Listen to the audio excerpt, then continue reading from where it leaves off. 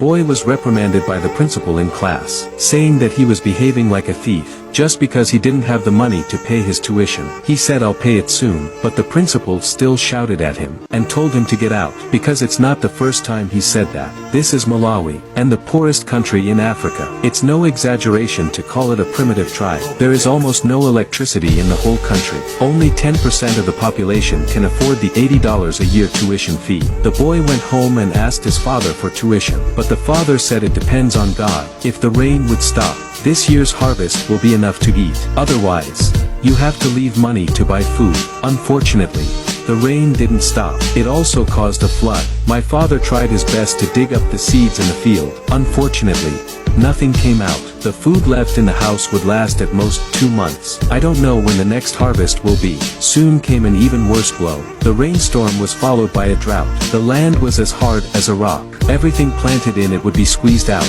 At the very least, there would be no harvest next year. It was a dream to go to school under such conditions. But he was eager to learn. He believed that the power of knowledge could change his life. One day he overheard his science teacher's bicycle. He discovered that the wheel could generate electricity. The faint light was like a ray of light. It shone into the boy's eyes. He had a bold idea that if electricity was available, if he had electricity, he could pump water from the ground to solve the problem of drought. So he went to the trash heap left by the multinational corporations. In the heat, he didn't miss a single detail. Finally he found a broken battery and a small pump. To get the basic parts together, he still needed to figure out how the generator worked. One night, he found his science teacher having a private meeting with his sister. In their country, men and women who are not married are not allowed to date. The boy didn't say anything. Instead, he approached the teacher. He hoped that he could get himself a place in the library. The boy didn't want to use this nasty method either, but this was his only chance to learn.